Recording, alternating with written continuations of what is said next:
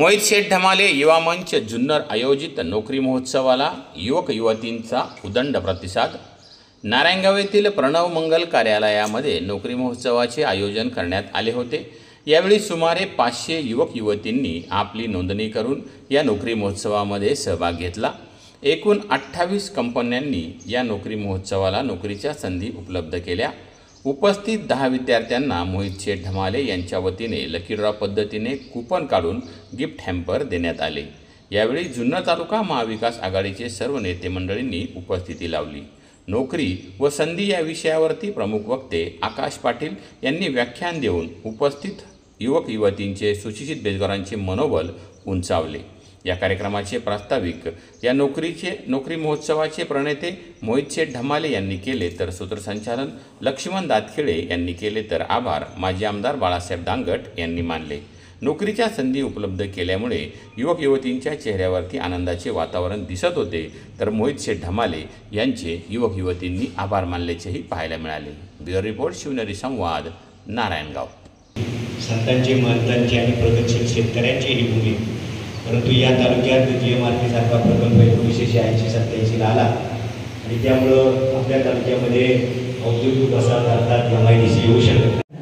पहिले आपण तुमच्या हस्ते काढूया, तो नंबर सांगायचा आहे आणि लिस्टवरची त्या नंबरच्या पुढे जे काही नाव असेल, पुष्कराज भास्कर गोटे, जोरदार टाळ्यांच्या गजरात त्याचं आपण स्वागत करायला होता। जोरदार टाळ्या वाजवूयात आपण त्याच्यासाठी। मी काही जास्त वेळ घेणार नाही। आपला जो मेन हेतू होता की प्रत्येकाला काम मिळावं, जॉब मिळावा, त्यासाठी मोहित दादा यांनी विशेष प्रयत्न करून तुम्हाला सांगलं। मी तर एकतर सर्व मान्यवरांचे पहिल्यांदा आभार मानेन की ज्यांनी आपल्याला इथं बोलवलं आणि तुम्हाला एक संधी उपलब्ध करून दिली। नोकरीची ही सुवर्ण संधी आहे। तुम्ही प्रत्येकाला दिलेला जॉब किंवा तुमच्या मेरिट प्रमाणे घेतलेले किंवा तुम्हाला असलेल्या स्किल प्रमाणे मिळालेला जॉब हा तुम्ही ऍक्सेप्ट करावा, हा सुवर्ण संधी आहे। सध्या खूप शिकतात, खूप लोक शिकतात, परंतु त्यांच्या हाताला जॉब नाही, ही शोकांतिक आहे आपली सध्या।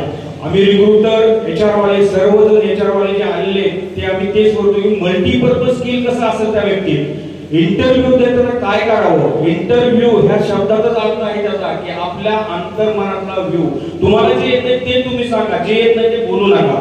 मी हे तुम्हाला स्पष्ट सांगेन, कारण का इंटरव्ह्यू घेताना 2-3 मिनिटात तुम्हाला असेस करतो, परंतु तुम्हाला आयुष्यभर जॉब दिलेला असतो, पण त्या 2-3 मिनिटात असेस केलेल्या माणसाला कसं असेस करायचं HR वाल्याचं स्किल असतं। कुठल्याही व्यक्तीला कामावर घेताना त्याला काय पूर्णपणे तो 4 तास बसून त्या समोर इंटरव्ह्यू घेत नाही। मोठमोठ्या पोस्ट इंटरव्ह्यू होत असते तशा, परंतु आपल्या हाताला मिळालेला आता सध्याचा जॉब हा महत्वाचा आहे। जॉब मिळतील, परंतु जॉब टिकवणं सुद्धा महत्वाचं आहे, कारण जॉब मिळणं आणि जॉब टिकवणं हे सध्या खूप अवघड झालेलं आहे। जसं सूरज भैयांनी सांगितलं होतं की पुणे जिल्ह्यातील व्यक्ती बाहेर जातात, का जातात, हा एक त्यांनी व्यक्त केलेलं स्वतःचं मत होतं। त्या पद्धतीने मी एकच सांगेन, पुणे जिल्ह्यातली व्यक्ती पुण्यात राहायला पाहिजे, त्यांना इथं जॉबची अपॉर्च्युनिटी आहे जे मोहित दादा मंचाच्या व्यवस्थेने तुम्हाला आलेले आहे। सरकार आपल्या दारी, हे सरकार आपल्या दारी आहे, हे मी तुम्हाला सांगेन। तर त्याची आलेली संधीचा तुम्ही पूर्णपणे उपभोग घ्या। मित्रांनो, जॉब मिळणं न मिळणं हा आपल्या प्रत्येकाचा वैयक्तिक भाग असतो, परंतु आपल्या स्किलवर जो जॉब मिळत असेल तर तुम्ही घ्या। आज कमी मिळाला आपला, सध्या काय झालं की आता जवळजवळ 14,000 ठिकाणी कॅम्पस इंटरव्ह्यू घेतले, पूर्ण भारतात फिरतो, भारताबाहेर पण फिरतो, परंतु आपल्याकडे अशी परिस्थिती झाली की नाही मी MBA झालोय, नाही मी BE झालोय, तर मला ऑफिस मध्ये AC लावलेले सांगा पाहिजे नाही। मी 23 वर्ष घासले त्यावेळी ह्या पोझिशनला पोहोचलेले। मी पण स्वतः शॉप फ्लोअरला काम केलं पाहिजे, वेगवेगळ्या कंपनीत वेगवेगळ्या मॅनेजमेंट मध्ये वेगवेगळ्या स्किल ॲडॉप्ट केले, त्यावेळी मी इथं आलेलो आहे। आज मी रिजनल हेड म्हणून बघतो, 8 प्लांट बघतो, परंतु मला अजून सुद्धा वाटते मला ह्यात काहीतरी कमी पडते आणि शिकायचं। जसं साने गुरुजींनी सांगितलं होतं की विद्यार्थी हा मरेपर्यंत विद्यार्थी शिकत असतो, परंतु मरताना जे काय अनुभवतो तो परत सांगायला तो नसतो, कधीच नसतो, कारण का तो गेलेला असतो। तो कधी शिकणार आहे का, तो सांगणार का असं मरण येतं, कधीच नाही। म्हणून आपण मरेपर्यंत किती वय झालं तरी आपण शिकत राहू। जसं आज आपल्याकडे मान्यवर आहेत त्यांनी सांगितलेले जे शेती कृषीमध्ये ते आहेत ते कंटिन्युअस प्रयोग करत राहत आहेत.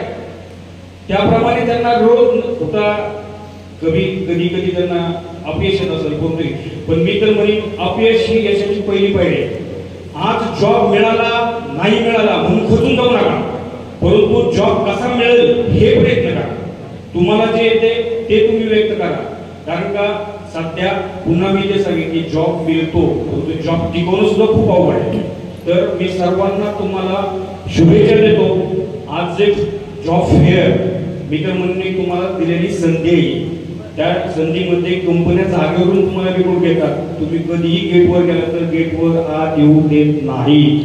ही सत्य परिस्थिती आहे. सध्या तुमच्याकडे किती शिक्षण असतं म्हणजे वशिला ओळख, पण तुम्हाला ह्या मोहित मंचाने तुम्हाला दिलेले सगळे याच्यावरले तुमचे हित आले. तुमच्या वेळेप्रमाणे इंटरव्ह्यू नाही, त्यांच्या वेळेप्रमाणे इंटरव्ह्यू, परंतु सगळ्यांच्या वेळेप्रमाणे त्यांनी इंटरव्ह्यू ठेवले. त्यासाठी मी एकच सांगेन सर्वांना शुभेच्छा. तुम्ही काम का कोणता आहे ते न बघता आपल्याला मिळालेलं काम, आपल्याला दिलेली संधी, ही सुवर्ण संधी कशी उपलब्ध करून घेता येईल ते करावं.